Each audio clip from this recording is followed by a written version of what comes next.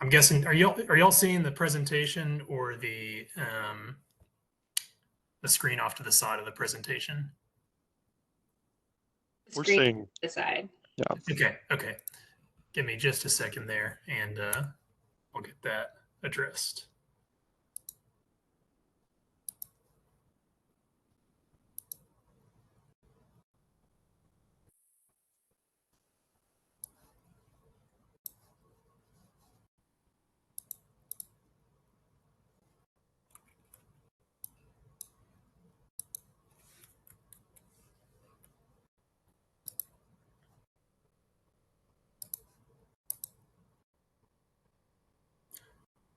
Okay, that looks like it's better. Thank you all for bearing with me there. Like I said, my name is David Greaves. We're working with NDOT on the traffic calming program. This is meeting 2 for Fairway Drive.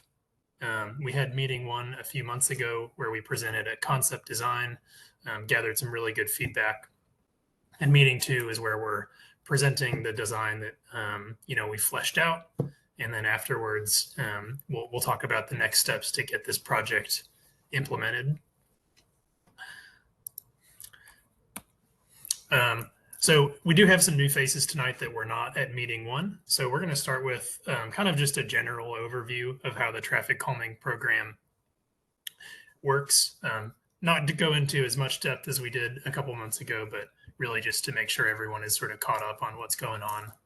So traffic calming is a program implemented by Nashville Department of Transportation. It is a program that focuses essentially only on residential streets. So we don't really look for solutions on kind of the collectors like Lebanon Pike. This is really only intended for neighborhoods, streets that people have driveways, yards, all that stuff. The primary goal is speed reduction. So we'll mainly look for physical solutions that will slow down cars super reliably.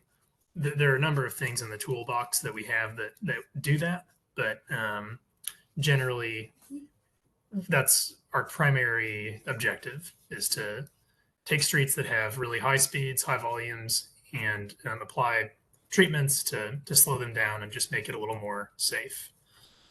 There are 3 E's in traffic calming. First is education.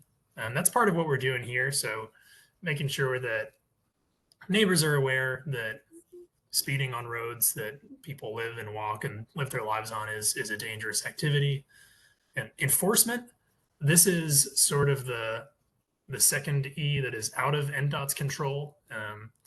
They just got permission to start writing parking tickets and such.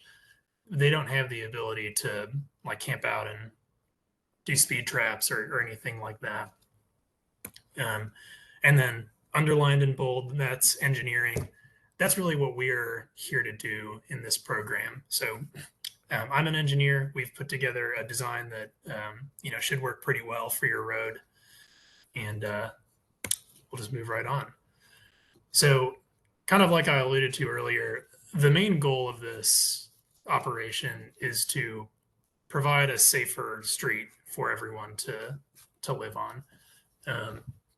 And safety in these situations is really mainly related to speed. So if you are a pedestrian that, God forbid, is hit by a car, your chances of coming out okay drastically decrease as a car starts going faster and faster. So that's why we like to show this infographic. The difference between 25 miles an hour and 45 is really quite immense when it comes to a person's chances of survival.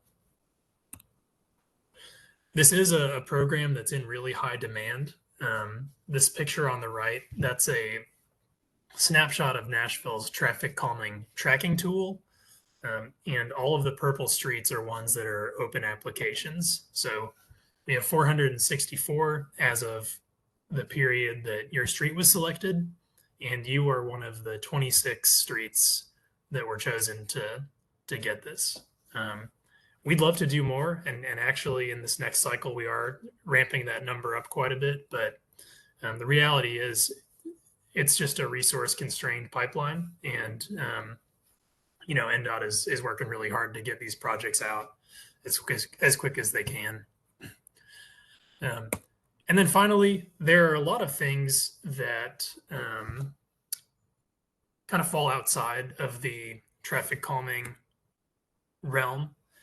So we just like to remind everyone that Hub Nashville or 311 is always available. And that can be anything from stop sign requests to, even up to like requesting a new sidewalk, something like that. And then as small as, maybe there's debris in the road or roadkill, someone took your trash can. It's sort of intended to be a one-stop shop for all city-related issues. So let me know if you have any questions about accessing that. It's a really helpful tool. I use it all the time. So this is a good place to pause and just sort of take any questions that anyone might have on what we covered so far. That was kind of the really broad general section, and then we're going to move on to specific Fairway Drive affairs in a minute.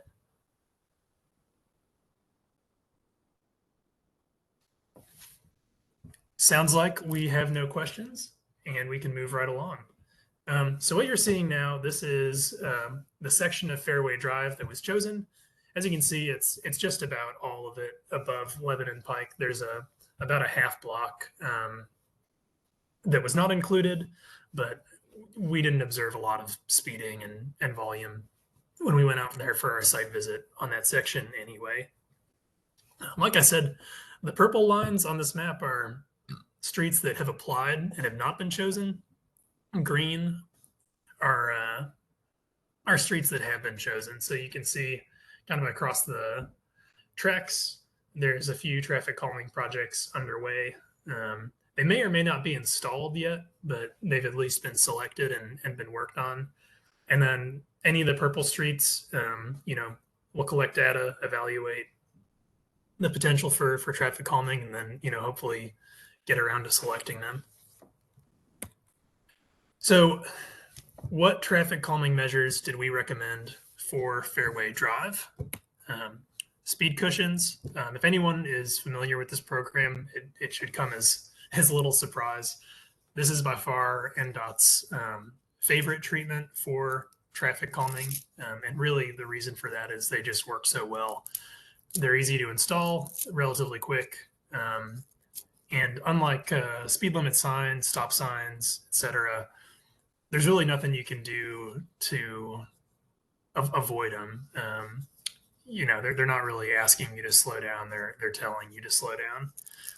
The other advantage to these, as opposed to like speed tables where you have a vertical measure stretching across the road, is they leave a significant gap between them. So if you are driving a larger vehicle like a fire truck or an ambulance, you have a significantly easier time kind of getting across that measure without being seriously impacted.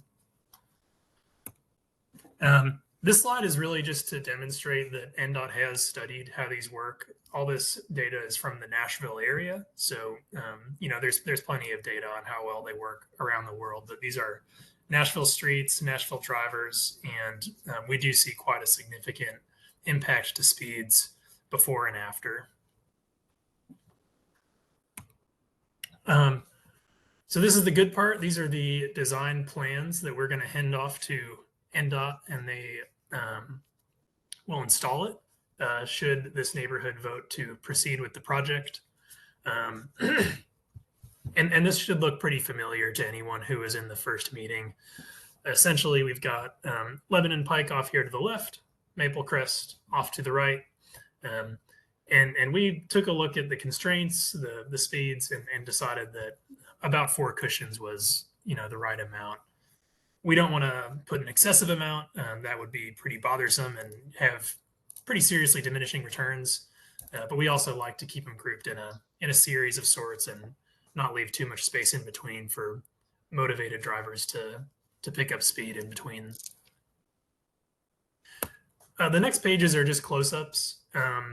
This is really valuable if anyone who is in these houses has a concern about how the cushions themselves interact with their driveways. They essentially are the same information as the zoomed out version. So feel free to stop me if you'd like. But we don't need to dig into every detail if we don't want to.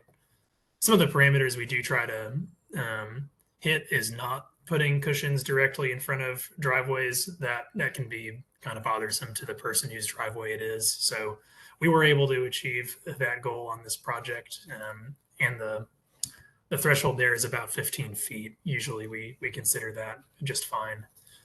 And then in case anyone, hasn't seen these before, this image up to the top right, that is what they'll look like when they're installed.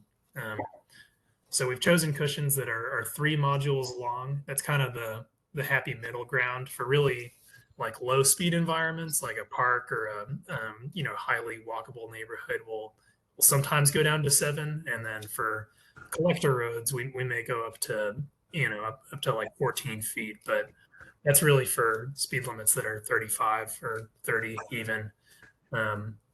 So 10 and a half, we like to stick into the middle ground there.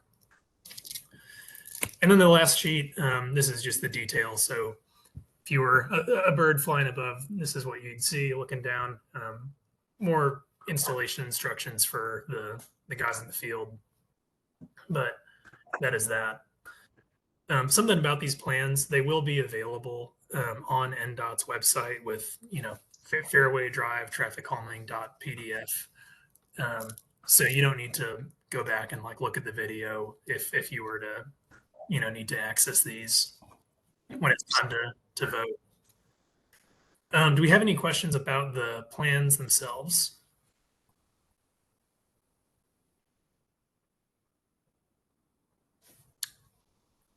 Ooh, so Jessica says, I saw it pop up and then it went away. Give me just a second.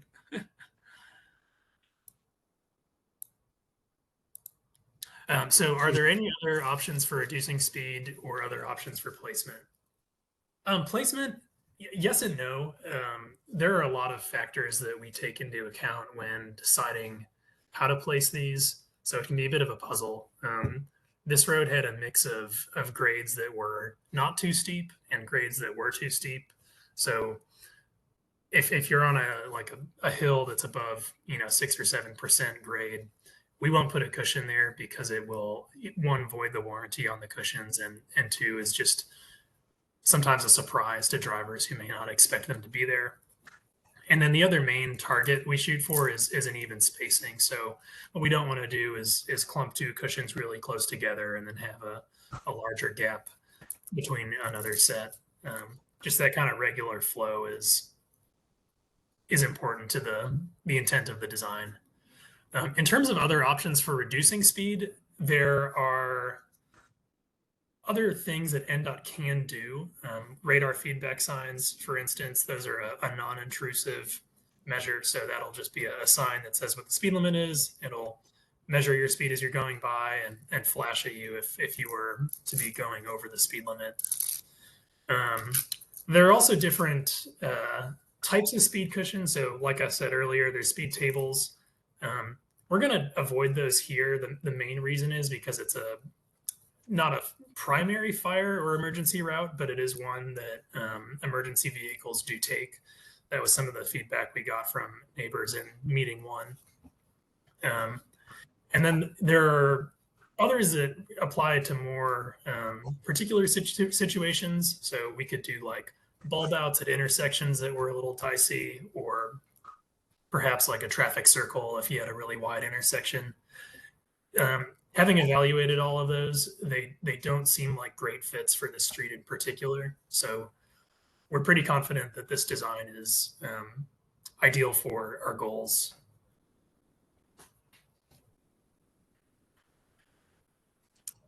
Did that kind of cover the? Oh, great, got the thumbs up. Anyone else?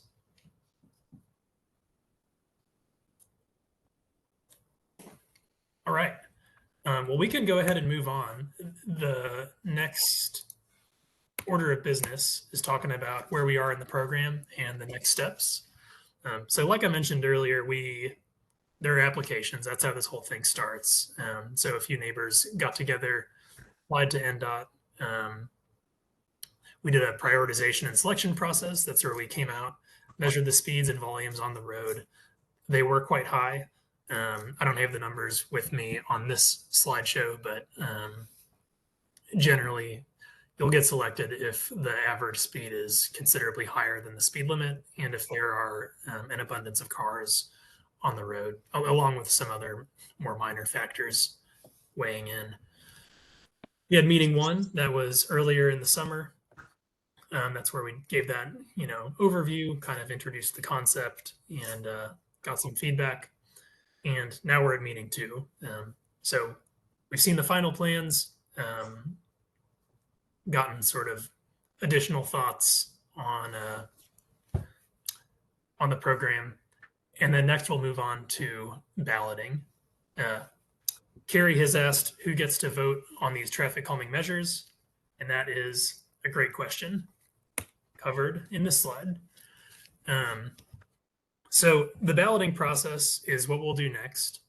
Essentially, we will send a postcard to every property owner whose property abuts the right-of-way. There are a couple exclusions. So businesses don't vote, churches do not vote, schools and nonprofits do. That's actually a newer addition at the request of schools and nonprofits, I assume. And you get to vote yes or no. So basically, you'll get this postcard in the mail. It'll have a unique ID code. We'll go online, or you can call NDOT if you'd prefer. Really, either option is just fine, and submit your vote. The threshold is pretty high, so you need 66% of people who vote to vote yes in order for the project to move forward. Even so, we find a pretty good number. I think upwards of 90% of projects do get approved and ultimately installed. So we've always been pretty happy about that. This is the ballot zone. So this is really specific to Fairway Drive. Every property here that's highlighted, was evaluated for their eligibility. I think this parcel down here was a business, and I believe this one was as well. So we'll go ahead and exclude, those types of properties and not send them the mail. That one on the corners of fire station. Got it. That's right. Yeah, we haven't put that mailing list together yet. I think this is the list of everyone who got invited to the meeting. So we won't go ahead and do that like full exclusion process for meeting invites. We're happy if a business owner wants to show up to these and, voice their opinions. But it's really the balloting that gets a little more I's dotted and T's crossed. So moving on to next steps. Should the ballot be successful, it'll be a little while before NDOT's able to install these cushions. Essentially, the reason is they have quite a backlog that really started during COVID with supply chain stuff, and they've just sort of slowly been digging their way out of it, jumping hurdles here and there. So it'll be a number of months, but we are on it, and we do them in order. So it's not like we're just listening to whoever's asking the most to decide which ones to install. But we just want to make sure everyone's aware that it won't be cushions at the drop of a hat, but we will get to them. And then that's pretty much all I've got. We're here for questions, and we can stay on as long as we need to make sure everyone gets what they wanted out of this meeting. David, is it 60% of those that actually vote, or 66% of everyone on the street? Just 66% of those who actually vote. Okay. Yeah, we do encourage people, if they're feeling passionate about it, by all means, go go get with your neighbors and make sure they know that postcards are coming.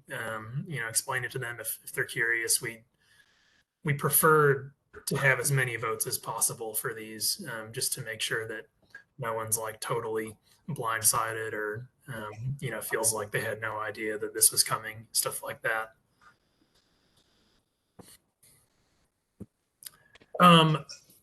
That is a great question. So Jessica is curious if we're sending the slide deck out via email. We don't typically have a list of everyone on the street to like email. We did send it to Jeff earlier, I think yesterday. And if you're willing to provide your email address, I'm happy to send it to you directly. Yeah, I'm happy to send it to anybody who wants it. It's jeff.greg@Nashville.gov. Yeah. And then as a reminder, the presentation is recorded and that video will be posted. And then the plans themselves will be uploaded to NDOT's website for review.